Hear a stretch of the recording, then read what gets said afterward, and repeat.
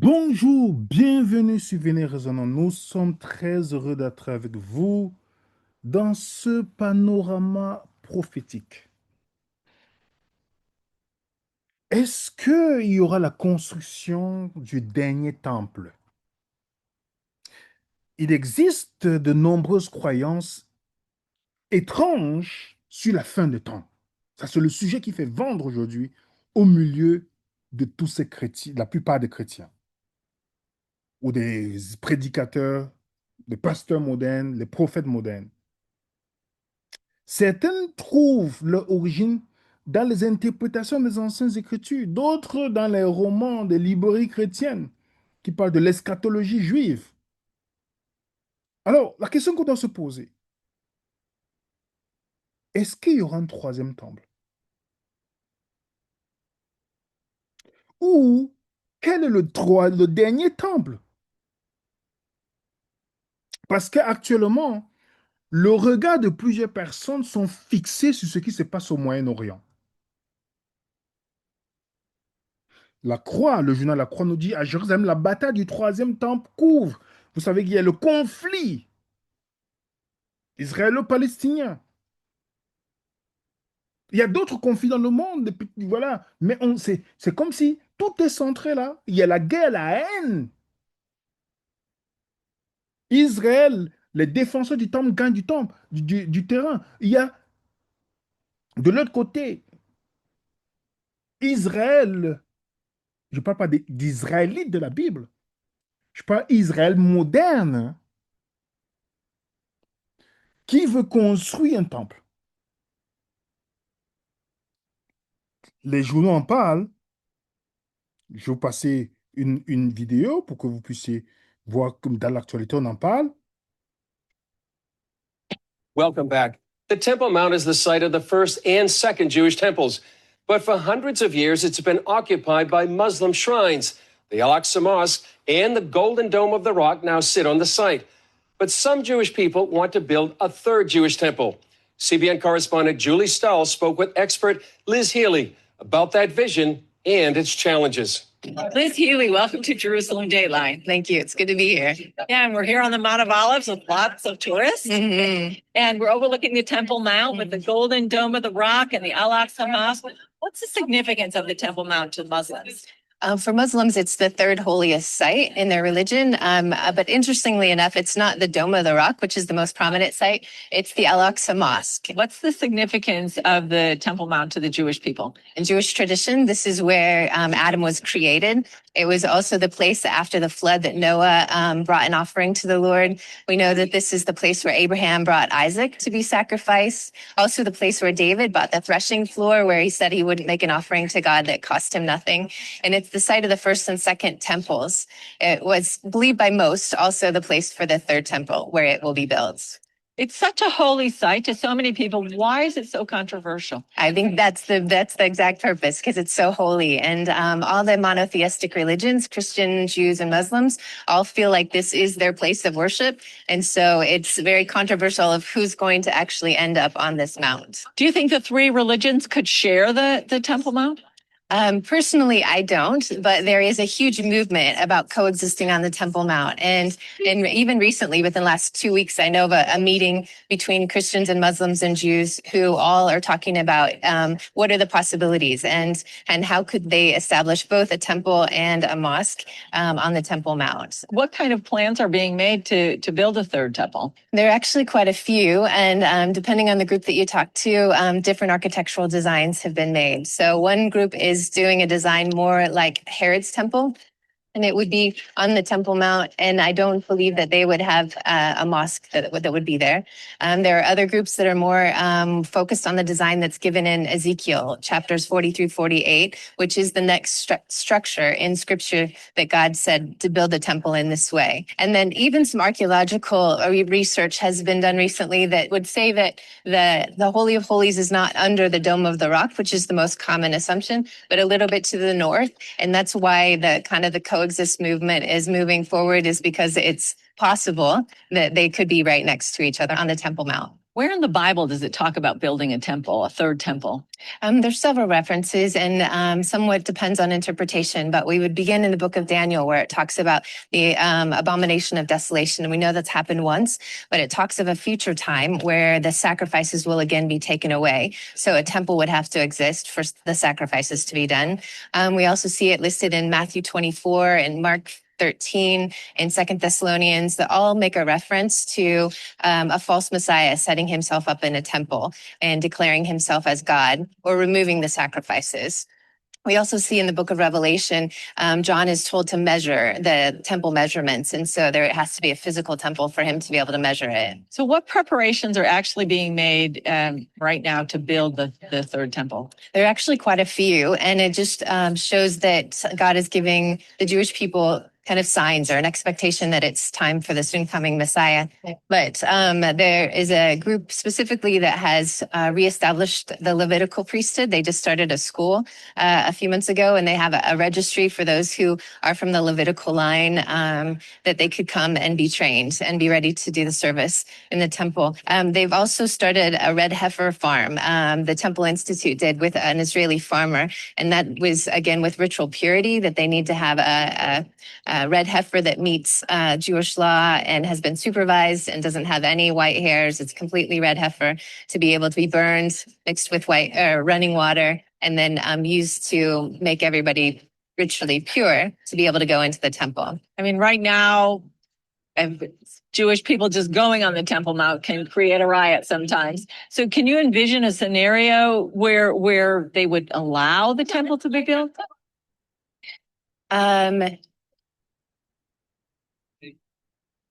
No. A lot of the scholars that I've spoken to talk about how the building of this next temple is really going to bring peace to Israel and to bring safety from all her enemies. And so in that way, I can see that any maybe leader that would be raised up or somebody that would be able to bring the nations together, especially those who might align with Israel, that there might be some agreement that the temple could exist there and this person could be set up in the temple. What we know is that's probably going to be a false Messiah, because as we read in the book of Daniel, that there's a false Messiah that's going to make a peace agreement. And so that's the potential is that something would be built for the false Messiah to set himself up. Okay. Thank you very much for joining us on Jerusalem Dayline. You're welcome. Thanks for having me. Vous avez compris, si vous avez bien écouté cette dame, elle a cité des versets bibliques qui est justement le piège de tous ces futuristes. Elle a cité Thessaloniciens qui pensent que l'Antichrist va venir dans le temple s'asseoir. Elle a cité Matthieu 24, elle a cité Marc chapitre 13. Vous comprenez que la construction qui est en train d'être préparée est un piège pour beaucoup de chrétiens qui n'ont jamais cru aux paroles de Jésus et qui ont juste pris ce qui les intéresse. Vous savez qu'ils sont en train de préparer, il y a ce qu'on appelle la vache rousse qui est venue en Israël, ils sont en train de préparer tout. On voit que, voilà, ils mettent en place au fur et à mesure. Les militants du troisième temple, ils mettent, il y a même un site web. Et tout ça, soutenu par une grande majorité des évangéliques qu'on appelle les chrétiens sionistes. Lorsque vous discutez avec un chrétien, il vous dit que Israël qui est là, c'est Israël de la Bible, et qui vous dit qu'il faut construire le troisième temple, et que c'est le lieu saint, la terre sainte, Jérusalem qui est là, sachez que soit il ne sait pas, il est seulement séduit, soit il n'a pas d'information, ok? Alors c'est pourquoi il pense que ce qu'il dit c'est vrai.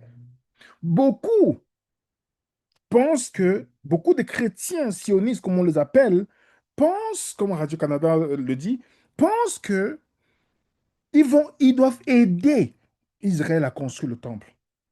Et cette idée-là, les premiers chrétiens n'ont jamais eu cette idée-là. Ça, c'est des idées nouvelles. Ça n'a jamais, des premiers chrétiens, jusqu'avant 1800, personne ne croyait à cette idée parmi je parle parmi les chrétiens, les disciples de Jésus. J'aime mieux utiliser ce terme parce que le mot chrétien a perdu son sens aujourd'hui. Dans la vidéo La super chérie de la fin des temps, vous allez voir que les pionniers de cette fausse conception en disant que Israël qui est là, c'est le peuple de Dieu et que Jérusalem, c'est la terre sainte et qu'il y aura l'enlèvement secret. Vous allez voir, il y a le parler en langue, le charabia que des gens appellent parler en langue. Si vous entendez ça dans votre dénomination, si vous entendez que l'Antichrist va s'asseoir dans un temple là-bas à Jérusalem, vous savez que vous êtes dans la pure séduction. Et ce personnage qui a véhiculé ces idées, c'est John Nelson Darby. Je vous ai déjà montré dans l'histoire. Et après, ça a été repris par plusieurs prédicateurs, comme Al Lindsay, le faux prophète William Miller, et la plupart des personnes qui prêchent aujourd'hui, qui vous parlent de la fin des temps. Pourtant, la Bible ne parle pas de fin des temps. C'est-à-dire, la Bible ne parle de fin des temps, c'est-à-dire de l'ère juive, mais pas la fin du monde dans le passage de Matthieu 24. Nous avons déjà démontré ça. Si vous n'avez pas encore vu ces vidéos-là, il est inutile de poser votre question sur le commentaire. On ne va pas répondre. Vous partez seulement regarder 2 vidéos faites sur Matthieu 24. On a donné les détails historiques de l'accomplissement de Matthieu 24, Marc 13, Luc 21. Donc voilà comment les gens sont tombés dans le piège. OK? Alors, sauf que tout ce mouvement politique qui est poussé par un groupe évangélique qu'on appelle les chrétiens sionistes, ne sont pas ce mouvement que vous voyez qu'il faut construire le temple, ce n'est pas tous les juifs modernes, je mets bien modernes, parce que les Israélites de la Bible, c'est pas les, vous comprenez, il y a une différence. Quand on dit Israël, les Israélites, on parle de ceux qui sont de la Bible. Les juifs modernes, dont la plupart d'orthodoxes, ne sont pas d'accord avec ce mouvement. C'est-à-dire la plupart, non, une minorité, excusez-moi. Parce que pour eux, toute tentative de construire le temple avant la venue de Messie n'est pas quelque chose qu'ils croient. C'est pourquoi ils ne sont pas d'accord. OK? Alors, nous allons essayer de lire quelques passages de la Bible pour comprendre est-ce qu'il y a un troisième temple. Parce qu'après avoir délivré les Hébreux de l'esclavage, Dieu leur a donné les instructions précises sur la construction du temple, Exode 25. À partir du chapitre 25, on donne les précisions qu'on appelait le tabernacle. Et Dieu, par là, voulait leur expliquer le symbole où il devait, comme le symbole de sa présence. OK? Et 300 ans plus tard, le peuple d'Israël possédait désormais son propre territoire, sa propre ville, son propre roi, et le roi David voulait construire aussi le temple. Mais Dieu lui a dit, ce n'est pas toi qui vas le faire, c'est ton fils qui va le faire. Dans un roi, il lui dit, l'Éternel dit à David, mon père, puisque tu as eu l'intention, a dit à mon père David, puisque tu as l'intention de bâtir une maison à mon nom, tu as bien fait d'avoir cette intention. Seulement, ce ne sera pas toi qui bâtiras la maison, mais ce sera ton fils, sorti de tes entrailles, qui bâtira la maison. C'est pourquoi on dit que le premier temple physique construit, c'est Salomon. OK? Dieu avait dit, parce que voilà, Dieu avait dit à David, non, ce n'est pas toi qui vas le faire. Et on sait que le temple a été attaqué plusieurs fois et reconstruit par Hérode. Vous connaissez toute l'histoire. Et quand Jésus vient, Jésus précise dans Luc chapitre 19, le verset 41 à 44, si je vais lire, comme il approchait de la ville, Jésus, en la voyant, pleura sur elle et dit, si toi aussi au moins sans ce jour qui t'est donné, tu connaissais les choses qui appartiennent à ta paix, mais maintenant elles sont cachées à tes yeux. Il viendra sur toi des jours où tes ennemis t'environneront de tranchées et t'enfermeront et te serreront de toutes parts. Ils te, ils te détruiront, toi et tes enfants au milieu de toi. Ils ne laisseront pas en toi pierre sur pierre parce que tu n'as pas connu le temps où tu as été visité. Le peuple juif de la Bible voulait un roi capable de lever une armée pour renverser violemment les Romains. Et Jésus n'était pas ce genre de roi. Il est monté sur une âne plutôt la paix. Il n'a pas cherché à demander aux gens de prendre des armes. OK? Et Jésus décrit la destruction. Parce que Jésus n'a pas répondu à attendre. Ils entendent Jésus dire, mais le temple là va être détruit. Jésus avait prophétisé ça et ça a été réalisé en l'an 70. Le second temple allait être enrayé de la surface de la terre. Il n'existera plus de traces. Ça a été fait. Par quand l'Empire romain, les Romains avaient la révolte juive, tout ce qui a suivi l'abomination et la désolation, qui a été accompli déjà, ça s'est produit.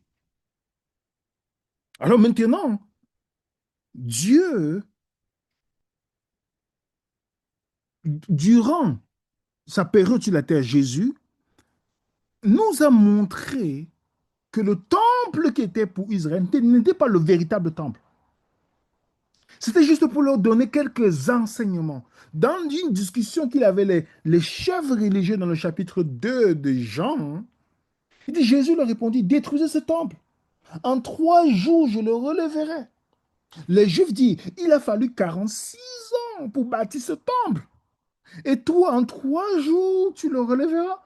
Mais il leur parlait du temple de son corps. C'est pourquoi lorsqu'il fut resté des morts, ses disciples se souvinrent qu'il avait dit cela. Ils crurent à l'écriture et à la parole que Jésus avait dite. Vous comprenez que Jean a compris ça plus tard. Jésus parlait de lui, le véritable. Vous comprenez? Jésus déclare que le temple sera reconstruit en 3 jours. Il est intéressant de noter que l'Écriture dit qu'il désigne lui-même comme le temple. Vous comprenez? Parce que dans la culture juive, signifiait que la demeure du Seigneur, le temple, c'était la demeure de Dieu. Vous comprenez? Jésus est en train de dire, il est la véritable demeure de Dieu. Ambulant, qui marche parmi eux. Mobile, ce temple mobile, c'était lui quand il était là, Jésus. Il leur a dit dans Matthieu 12, je vous le dis, il y a ici quelque chose de plus grand que le temple. Parce qu'ils avaient une admiration fascinante pour ce bâtiment religieux. Jésus affirme que le temple, c'est son corps. Il affirme qu'il est le nouveau temple, rendant les précédents obsolètes puisqu'il manifeste Dieu le Père de manière unique. Il est le sacrifice ultime. Une fois pour toutes, il n'y aura plus de sacrifice. Il n'y a pas de jugement investigatif. Tout c'est fini. Jésus est le véritable temple. Et dans Luc 19, il dit, il enseignait tous les jours dans le temple et les principaux sacrificateurs, les scribes et les principaux du peuple tâchaient de le faire mourir. Vous savez pourquoi? Pour eux, Jésus a prononcé les paroles graves. C'était leur monde. Regardez les chrétiens aujourd'hui que s'ils ne partent pas dans leur rituel bâtiment, ils pensent qu'ils n'ont pas adoré Dieu parce qu'on leur a dit qu'il y a un jour d'adoration. Pourtant, on adore Dieu. Il suffit seulement que vous avez un peu de matière grise. Vous allez savoir quoi? On adore Dieu chaque jour. On peut adorer Dieu une journée. Il n'y a pas un jour fixé pour adorer Dieu. Il faut simplement réfléchir. Donc, mettez-vous dans le contexte biblique où, déjà, pour ceux qui sont chrétiens aujourd'hui, disciples de Jésus, lorsque vous dites à quelqu'un que vous ne partez pas dans un bâtiment religieux, il vous voit comme un fou. Il ne vous tue pas encore. Mais imaginez alors ceux pour qui le temple, ils avaient vu les miracles, le temple de Dieu était l'orgueil de la nation. Le temple était au cœur de leur existence. C'était leur monde. Sa destruction signifiait la fin de leur monde. Donc alors les autorités établies du temple complotaient contre Jésus. Parce que Jésus s'est attaqué à un symbole important. Pourtant, la destruction que Jésus prédit ne vient pas de lui. Jésus annonce qu'à cause de leur propre arrogance, toutes ces choses vont être détruites. Alors, vous savez quoi, qu'est le dernier temple? Il n'y a plus de temple physique. Même les bâtiments que vous partez, ce n'est pas la maison de Dieu. Quand vous entendez un chrétien dire que je m'en vais au temple, je m'en vais à la maison de Dieu, je m'en vais, sachez que c'est quelqu'un qui n'a pas compris réellement sa position dans la nouvelle alliance. Vous ne pouvez pas en vouloir quelqu'un qui a mis son cerveau à la main de son pasteur, soi-disant. Donc, il faut les comprendre. Quand ils disent cela, c'est parce qu'ils ne comprennent. Il n'y a pas de temple. Il n'y a pas de temple physique. Tous ces bâtiments religieux-là, que les gens dépensent des millions, ils pouvaient construire les hôpitaux, les écoles, au lieu des centres où ils aboutissent des personnes. Vous connaissez quel est le temple? Plusieurs passages du Nouveau Testament nous donnent aussi une référence sur le temple de Dieu. Lisons 1 Corinthiens. Ne savez-vous pas que vous êtes le temple de Dieu et que l'Esprit de Dieu habite en vous? Si quelqu'un détruit le temple de Dieu, Dieu le détruira, car le temple de Dieu est saint, c'est ce que vous êtes. Ça, c'est l'un des nombreux passages que la Bible utilise pour dire aussi que le croyant de la nouvelle alliance représente le temple de Dieu. Donc, au lieu de dire que tu pars à l'église, c'est toi l'église. Au lieu de dire que tu pars dans un temple, c'est toi le temple. Vous voyez comment? C'est pourquoi je précise souvent, la- le, le, le- le christianisme populaire ne sera jamais biblique. Comme le christianisme biblique ne sera jamais populaire. La Bible va dans Éphésiens, nous dit, ainsi vous êtes plus des étrangers ni des résidents temporaires, mais vous êtes concitoyens du peuple de Dieu, membres de sa famille. Vous êtes édifiés sur le fondement des apôtres et des prophètes, Jésus-Christ lui-même étant la pierre angulaire. En lui, tout l'édifice est bien orné et s'élève pour être un temple saint dans le Seigneur. En lui, vous aussi, vous êtes édifiés pour être une demeure où Dieu habite par son esprit. Je pense que si vous et moi nous connaissons ce que la Bible dit ici, il y a beaucoup de choses qui vont nous pousser à réfléchir. Tu es la demeure de Dieu. Tu es le temple de Dieu. Dieu veut habiter dans ta vie. Ce n'est pas d'aller dans un bâtiment que tu vas rencontrer Dieu. Il veut habiter dans ta vie. Dans le fin du livre d'Apocalypse, on nous dit, je n'ai pas vu de temple dans la ville. Remarquez bien. Je n'ai pas vu de temple car le Seigneur Dieu Tout-Puissant est son temple ainsi que l'agneau. Donc, remarquez bien que les gens sont en train de vous donner des trucs sur le sanctuaire en disant, mais ce sanctuaire qui était sur la terre, ce n'est même rien du tout. C'était juste pour leur enseigner quelques principes, mais ce n'était pas le cœur. Voilà ce que Dieu voulait. Que toi, tu sois une habitation où Dieu va habiter. Que vous et moi, on soit le temple. Le temple physique, vous voyez, avec toutes ces choses-là, c'est maintenant toi le corps. Le temple, le corps.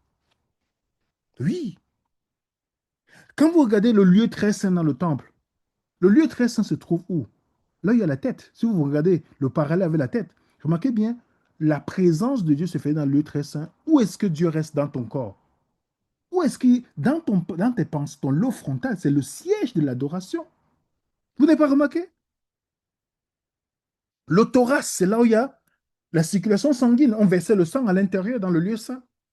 Le système rénal, la cuve des reins, c'est là où on purifiait.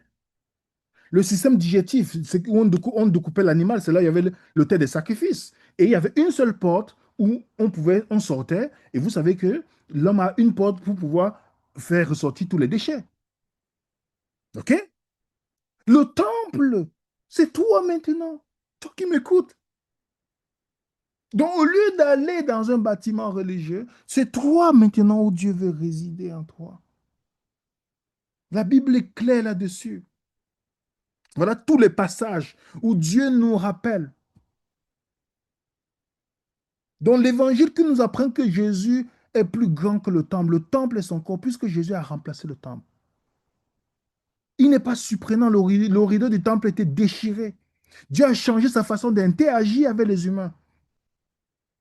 Sans les diverses barrières du temple, il n'y a plus de barrières. On a accès au Dieu. La Bible te dit, approchez-vous devant le trône de la grâce. Donc tu as accès directement. Avant, tu ne pouvais pas. Donc la théorie de Dieu 144, qui est une hérésie satanique, c'est pas possible. Tu as aujourd'hui, par Jésus, l'accès direct. Le déchirement du rideau a rendu obsolète le troisième temple. Jésus a clairement annoncé à ses disciples que le second temple sera détruit. Mais il n'a jamais parlé de la construction ou la nécessité d'un temple 2000 ans plus tard. Personne ne s'attendait à une existence du temple physique. Aucun passage des Écritures n'indique rien du tout. La dame qui a parlé d'Apocalypse, quand Jean dit mesure le temple, c'est déjà passé depuis. Jean écrit avant la destruction du temple. On sait que le livre d'Apocalypse est écrit avant la destruction de Jérusalem et la plupart des prophéties là sont accomplies déjà. Vous comprenez les amis? Vous pouvez suivre ça dans notre vidéo où on a expliqué cela. Donc, Jésus a même précisé la femme samaritaine. Nos pères ont adoré sur la montagne. Vous vous dites que le lieu qu'il faut adorer, c'est à Jérusalem. Femme, lui dit Jésus. Crois-moi, le vient où ce ne serait ni sur cette montagne, ni à Jérusalem que vous adorez le Seigneur. Vous adorez ce que vous ne connaissez pas. Non, nous adorons ce que nous connaissons, car le salut vient des Juifs. Puisque Jésus est venu par les Juifs, il est le salut, Jésus. Mais l'heure vient, elle est déjà venue. Comprenez bien le langage de Jésus, où les vrais adorateurs adoreront Dieu en esprit, en vérité, pas dans un bâtiment. Ce sont là les vrais adorateurs que le Père demande. Il n'a pas dit le sabbat, il n'a pas rien dit ici. Dieu est esprit, il faut que ceux qui l'adorent en esprit, en vérité. Vous voyez déjà que Jésus vient, ils ont voulu mettre comme s'il faut un endroit, il faut un lieu saint, il faut voyager des 3 jours, comme ça se faisait pour aller à Jérusalem fêter. Il n'y a plus ça aujourd'hui. Tu n'as pas besoin de quitter l'île Maurice pour aller à Jérusalem. Tu n'as pas besoin de quitter Montréal pour aller à Jérusalem. Tu n'as pas besoin de quitter Fribourg ou Genève pour aller à Jérusalem pour dire que c'est la Terre Sainte. Tu es seulement confus. On t'a confondu. Ça, c'est la. Et vous savez quoi? La raison pour laquelle vous voyez tous ces bruits qui se passent là pour la construction du troisième temple, vous voyez Trump qui est à fond dedans. Il est considéré par les Juifs comme le Cyrus moderne, celui qui va construire, qui va aider à la construction du temple. Trump est l'un des agents pour la religion mondiale. Toutes les religions œcuméniques que vous voyez là, toutes les religions œcuméniques là, ça, c'est des agents que l'ennemi utilisera pour la grande séduction. Pour sa dernière séduction, parce qu'il sait qu'il a perdu du pouvoir. C'est sa dernière séduction. Parce que les Juifs attendent le Messie. Les musulmans attendent le Mahdi qui doit venir. Les gens du New Age attendent le Lord Maitreya. Vous pensez qui est derrière? Qui leur fait croire que c'est là-bas que le juif va venir? Qui leur fait croire que Jérusalem, c'est là? Qui leur fait croire? C'est juste, vous remarquez bien, il utilise tous ces hommes religieux. Puisque vous et moi, on ne veut pas étudier la Bible, même quand une vidéo est postée, quand il s'agit des vidéos sur des choses de ce monde, comme j'ai fait la vidéo sur le monsieur Marcelo, il y avait des gens qui ont plusieurs milliers de vues en quelques jours. Mais quand c'est une étude pour comprendre les enjeux, pour ne pas tomber, les gens ne vont pas prendre le temps de partager même. Il ne faut pas prendre le temps de mettre un coup de pouce. Parce qu'ils aiment, ils sont friands des novellas, ils sont friands des commérages, ils sont friands de toutes ces choses. Mais quand il s'agit, remarquez bien combien de milliards de chrétiens croient que la venue du monde va se déterminer sur le conflit israélo-palestinien. Combien de chrétiens? Sans savoir l'homme qui est derrière, qui n'a plus de pouvoir comme avant, puisque Jésus l'a déjà commencé à le lier depuis. Son territoire est limité. Qu'est-ce qu'il fait? Il fait une dernière tentative. Mais je vous rappelle, c'est pourquoi je dis toujours à mes amis chrétiens, les histoires de fin du monde, ne craignez pas ça. Ne craignez pas. On vous dit qu'il y a la crypto-monnaie qui vient. Il y a toutes ces choses-là. Ne craignez pas. Ne craignez pas ça. Si vous comprenez, ne craignez pas. Tous ces chrétiens qui vendent leur maison pour aller dans tel... Ne craignez, ne tombez pas dans ce genre de psychose. Jésus l'a dit. Dans la prophétie qu'il a donnée à Daniel, Dieu a certifié clairement le royaume des cieux, pour ceux qui ont vu notre vidéo, dans le temps de ces rois, le temps des rois romains, les 10 orteils, le Dieu des cieux suscitera un royaume qui ne sera jamais détruit. Et ce royaume ne passera point dans à un autre peuple. Est-ce que vous comprenez? Est-ce que vous avez compris? La parole de Dieu est véritable. Si vous vérifiez, Dieu est clair là-dessus. Est-ce que le royaume des cieux viendra? Il est déjà venu? Oui. Au temps, la première venue de Jésus, la prophétie de Daniel est accomplie. La pierre qui est venue, Jésus est venu dans la période là exactement comme la Bible dit. Et depuis là, Jésus a commencé à prêcher le royaume des cieux qui grandit au fur et à mesure jusqu'à prendre tout. Alors, vous et moi ne tombons pas dans la séduction de l'ennemi qui nous fait croire que son plan... Les humains font des choses, hein, mais n'oubliez pas que leur plan, comme la Bible te dit, il y a plus de... il y a dans le cœur de l'homme beaucoup de projets, mais c'est seulement la volonté de Dieu qui s'accomplit. Le royaume des cieux ne passera pas sur le pouvoir d'un autre. Juste ces paroles devaient apaiser chaque chrétien en disant, oui, laissez l'ennemi faire toutes ces choses avec le, le Forum économique mondial, avec les politiques, tout ce qu'ils font là. Laissez-les faire les choses. Vous savez, quand quelqu'un sait que c'est sa dernière heure, hein, il se bat de tous les sens. C'est ce que l'ennemi sait.